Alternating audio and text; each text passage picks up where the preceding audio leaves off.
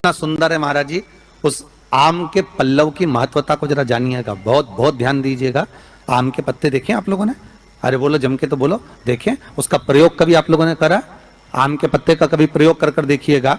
नवरात्रे में जब 5वां दिन नवरात्रे का रहे, चैत्री नवरात्रे का 5वां दिन रहे, और मान लो कि आपके घर में किसी बच्चे की, लड़के की या लड़की का या मंगल विवाह नहीं हो रहा हो या शादी नहीं हो रही हो, या उस लड़के लड़की के लिए बहुत प्रयास कर लिया आपने, उसकी शादी हो ही नहीं रही, अथक प्रयास आपने कर लिया और उसका मंगल विवाह नहीं हो रहा, तो ये देवी भागवत में स्पष्ट कहा गया, देवी भागवत में वर्णन किया गया है, देवी भागवत में वर्णित किया गया। और देवी भागवत में कहा गया कि आम का जो पत्ते होते हैं, आम का जो पत्ता होता है, आम का जो पल्लव होता है, उस आम के पत्ते पर हल्दी और सिंदूर, इन दोनों से स्वस्तिक का निर्माण किया जाए। देवी भागवत का संवाद है, बहुत ध्यान देना महाराज। जिन कन्याओं का विवाह ना हो पंचमी के दिन, नवरात्रे की कोई सी भी पंचमी, मतलब जो पंचमी तिथि पड़ेगी, कोई भी नवरात्र हो, चाहे वो 4 नवरात्र में से, चाहे वो पौष का हो, अश्विन का हो, चैत्र का हो, आषाढ़ का हो, किसी भी नवरात्र में आप कर सकते हैं। एक पान के पत्ते पर, एक ही पत्ते पर जो 2 स्वस्तिक बनेंगे, एक हल्दी का बनेगा, एक सिंदूर का बनेगा। बस अंतर इतना है, जो हल्दी का स्वस्तिक है उस पर कंकु के चावल, अर्थात रौली के चावल, रौली कुंकू के चावल रखना है, और जो सिंदूर का है उस पे हल्दी के चावल रखना। इतना रखकर जिस लड़का लड़की का विवाह नहीं होता उसकी हथेली पर रखकर उसका नाम और गोत्र बोलकर महाराज उसको ले जाकर नीम के पेड़ के नीचे उसको रख दिया जाता है। मात्र 3.5 या 4 महीने ऐसे रहते हैं जिसके अंदर उस लड़का लड़की का विवाह पक्का हो जाता है। जिसका विवाह नहीं होता केवल उसी के लिए, जिसका मंगल विवाह ना हो रहा। आम के पल्लव में शिव का वर प्रदान है, आम के पल्लव में शंकर का आशीर्वाद, आम के पल्लव में शिव का आशीर्वाद।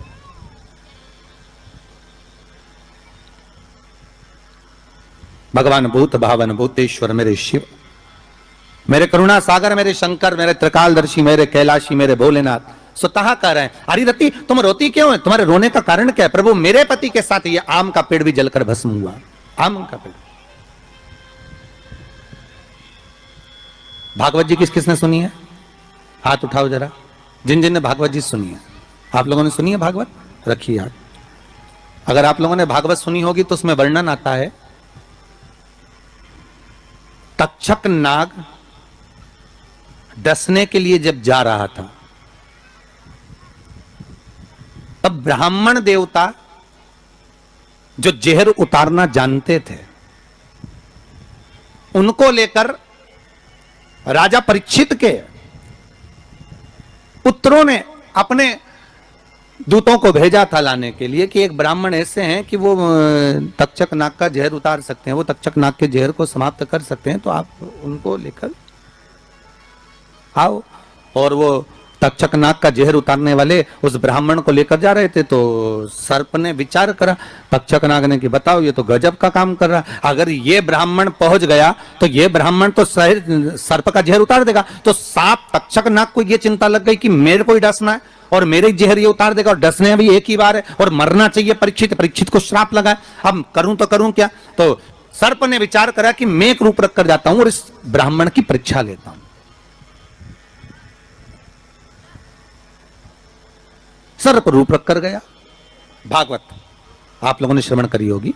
तो जब तक्षक रूप रख कर गया और उस ब्राह्मण के पास में जाकर पूछा कि ब्राह्मण देवता ये बताओ कि आप कहां जा रहे हो? तो ब्राह्मण बोला आपको नहीं मालूम, राजा परीक्षित को सांप डसने वाला है तक्षक नाग, और मैं जहर उतारना जानता हूं। अच्छा आप जहर उतार दोगे? हाँ।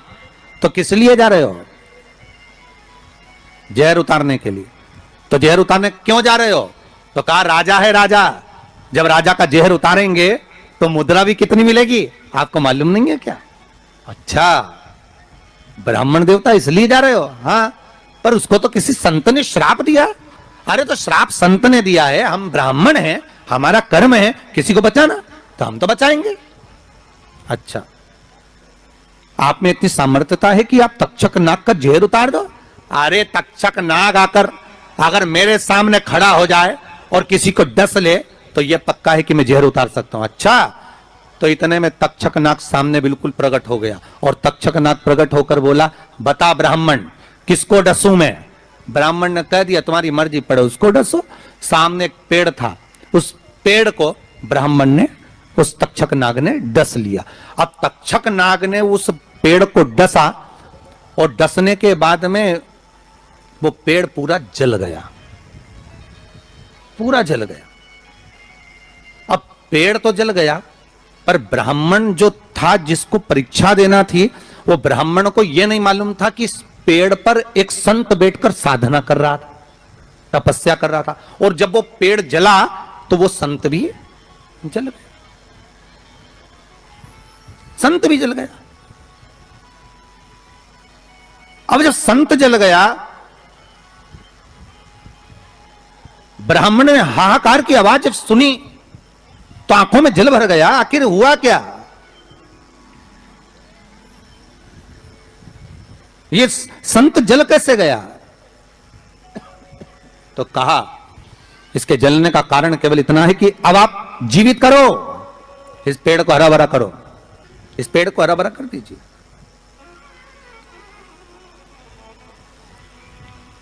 और ब्राह्मण ने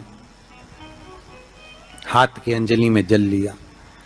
हाथ की अंजलि में जल लेकर ब्राह्मण उस जल को पेड़ के ऊपर छींट रहे थे, तो सबसे पहले ब्राह्मण ने यह मन में सोचा कि भोलेनाथ, शंभु, त्रिकालदर्शी है कैलाशी, कृपा ऐसी करना कि सबसे पहले जो पेड़ पर जो संत बैठा था वो जीवित होना चाहिए। जो वृक्ष पर संत बैठा है वो जीवित होना चाहिए।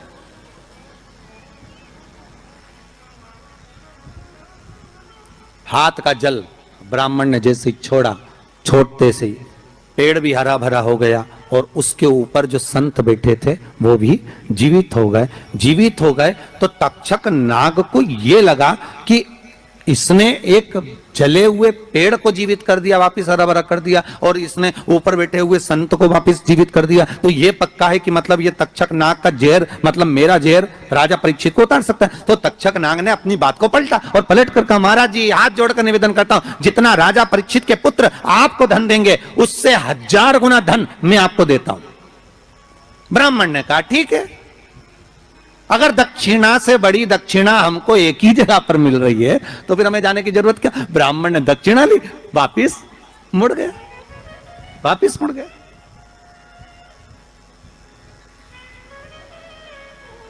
अब ईमानदारी से बोलो,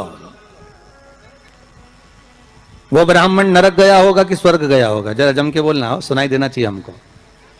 कहां गया होगा? नरक। काय में लिखा है? देवी भागवत में।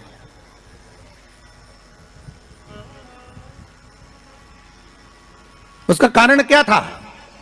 शिव महापुराण की कथा कहती है जैसे एक नाव चलाने वाला व्यक्ति नाव लेकर जा रहा है और उसमें बहुत सारे यात्री बैठे हैं, बहुत सारे यात्री, और नाव डोलने लगी, आंधी चलने लगी, तूफान चलने लगा, हवा आने लगी, लहरें उठने लगी और नाव डूबने लगी। तो जो नाव में बैठा हुआ, नाव चला रहा था, वो कूद गया और कूद कर बाहर निकल गया, और निकलकर सारे के सारे जितने नाव में बैठे थे वो सब जलने लगे।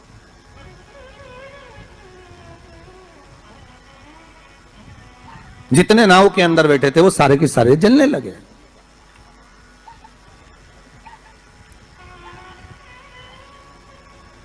जब वो सारे के सारे पानी में डूबने लगे और पानी में नाव में जाकर सबकी सब जब डूब रहे हैं, सब मर गए, सारे के सारे जो नाव में बैठे थे, जो तैरना जानते थे वो बाहर निकल गए, बाकी के सब डूब गए।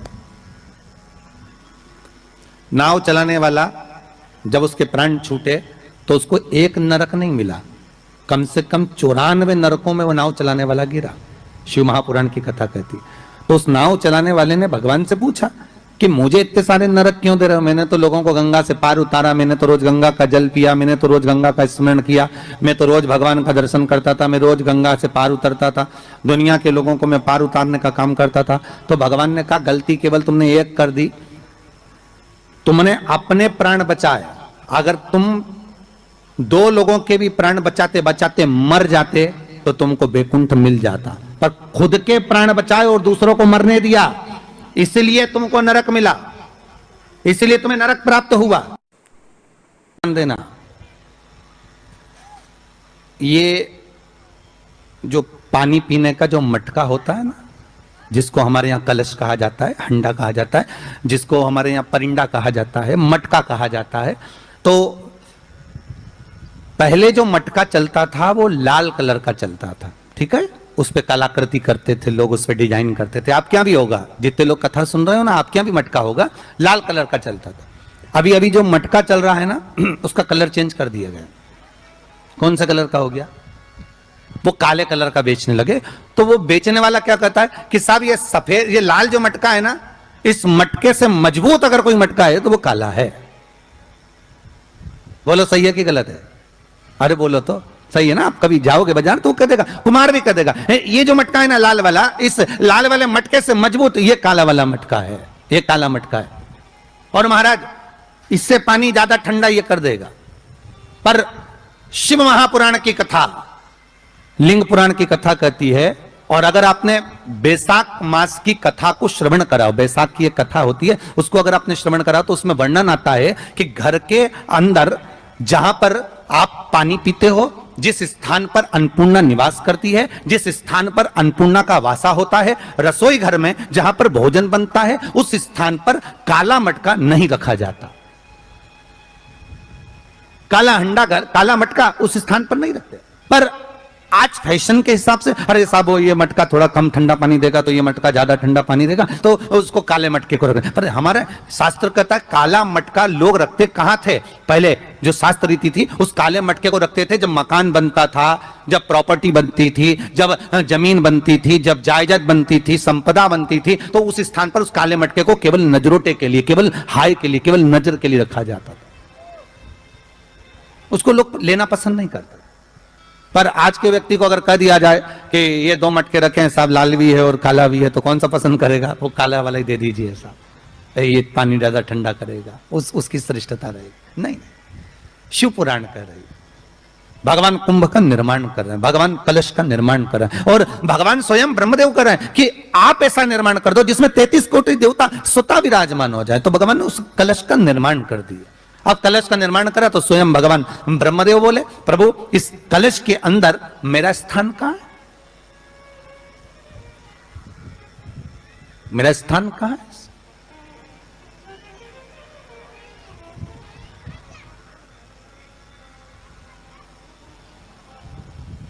बहुत ध्यान देना महाराज, कलश का जो मुख होता है, उस मुख पर भगवान विष्णु का स्थान होता है। किसका स्थान है? भगवान विष्णु का। थोड़ा सा नीचे आओगे, जहां से कलश का मुख दबा हुआ होता है, वह जगह भगवान स्वयं शिव की होती है। किसकी जगह है? भगवान शंकर की। कलश का अग्रभाग, नीचे का भाग जहां से फैला हुआ होता है, वहां ब्रह्मा का आधिपत्य स्थापित होता है।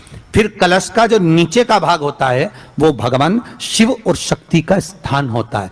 कलश के बाहरी भाग में, जहां पर बाहर का हिस्सा होता है, उस कलश के बाहरी भाग में 33 कोटि देवताओं को भगवान शंकर ने लाकर विराजमान किया होता है। महाराज भगवान शंकर 33 कोटि देवताओं को निमंत्रण देकर उस कलश में विराजमान कर दिया।